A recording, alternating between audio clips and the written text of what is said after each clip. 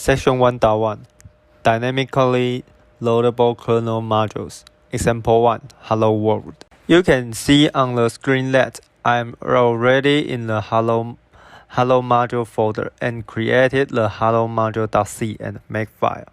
We need to make clean before make, but don't use sudo because it may need long time to rebuild the kernel.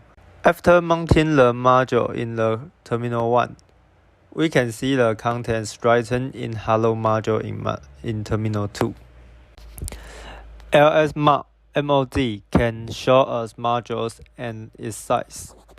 Use grep to filter the module which we cared.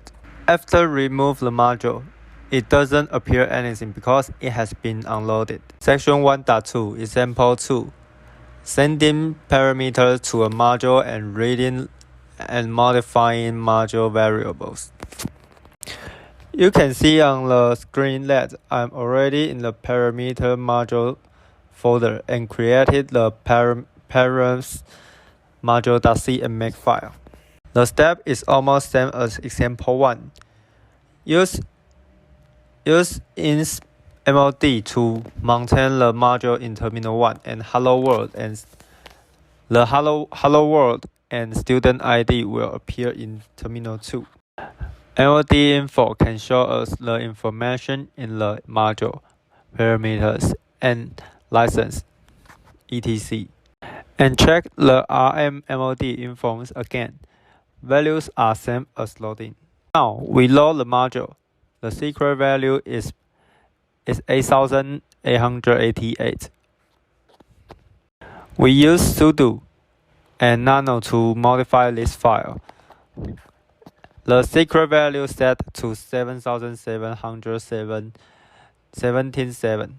Then, when unload the module, we can see that the secret value has been changed.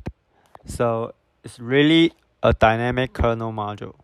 This picture shows what will happen when modules get unknown parameters. Section 1.3 Example 3 Dynamically loading and unloading a module by user-space application. In loader-unloader.c file, it shows us the flow of load and unload module. Top side is the required data when loading, and the below contents are loading the modules. In the middle of the code, getChar is waiting for the keyboard signal. Then we'll unload the module by the following code. In the end, use free function to release memory. And this is the picture shows what I created. Because we load module by a .c file, so use GCC to compile it first. Terminal 2 shows the module has been loaded. And when press enter in terminal 1, it will unload the module. And press enter to show the module has been unloaded.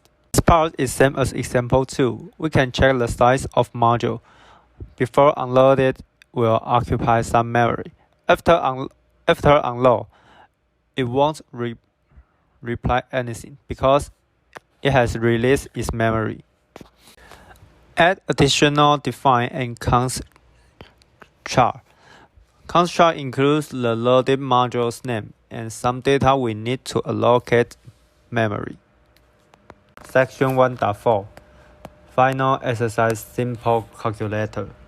I only shows the addition method because it is same way on subtraction and multiplication. Use load module to load the module, and use set parameter string to tell the module add and inputs. I will talk about these two functions in next picture. Set parameter string use sprintf to send infos, and then load module function just copy from example 3. It includes memory allocation and read modules. Then get result function we learned from example 3 that the parameters are saved in a file. So use file IO function to get the result from module. In the end, unload modules. I just copy it from example 3 and it can unload the module and release memories. And the final screenshot, I test all the operation and all of them are functional function normally. And this is the end of project 3. Thanks TA.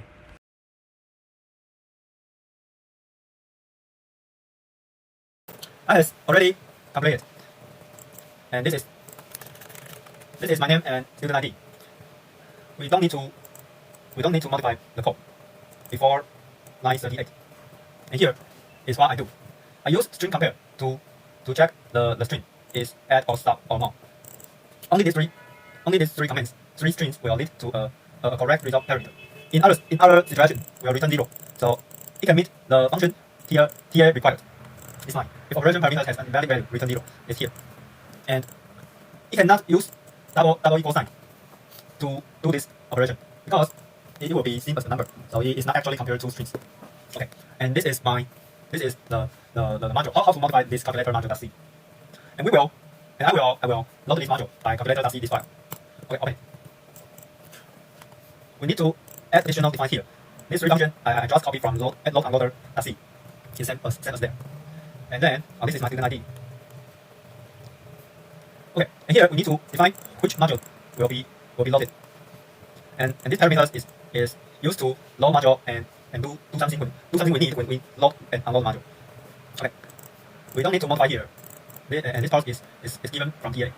Okay. Here is we need to do. There are three parts.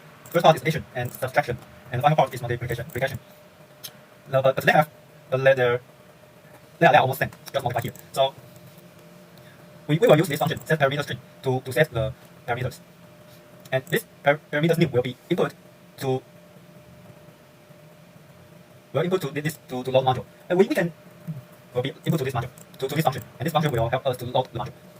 And after load module, we can use get result to set the result. So from this function we can know we know that we need to check list and load module function and get result function. In the end, it's unload module function. So okay, I just skip the subtraction because it's just different with the first one here. Only need to modify here and ours is copy and paste. So let's jump. Okay, set parameter strings. We use f to input the parameters into the module. We just modify into this module. Okay, so this OP will call this and check which one, check the situation is which situation, and return the result parameters. Okay, then load module. This part is set as load unloader.c. So I just load it. Get result. This part I have learned from example 3. In example 3 we use nano to check a file and modify the file. We can see that it is really connected to the module.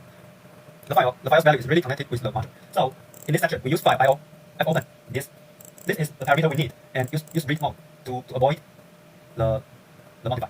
And then use fscanf to return the value in the variable result. So we can get the result by this function. And the next one is unload module. It just copy from load unload.c, and here we release the memory. Okay, let's demo what we can do. Okay, we compile it. Okay, GCC. Okay, next link. And next. Okay, now run the function of this calculator. And the first parameter is 5, and set second parameter as 2. Okay, the first function f. Okay, we can see the answer returns f. Okay, we clear the D message first and show the out D message. Okay, now there is not any information, so we need to redo this f to check its functional normally. Okay, yeah, we can see the result is 7, and in D message is we can see operator is add, and the first parameter 5 and 2, the result is 7. So the add function is normal. And then we try subtraction. Sure. Okay, we can see the result is correct. 5 minus 2 is 3. And then we go to check the multiplication. Answer is 10. In here it shows the correct value. Result is 10. So here I have complete the section 1.4. Modify these two files, and I learned how to build I learned how to modify the module and link the module to normally .c file. Okay, this is the project 3. In this project I really spend much time to copy it, and I think the most important term is here. F. I have stuck it here for one day or 2 days long. I just modify this, and it can work normally. Okay, thanks again.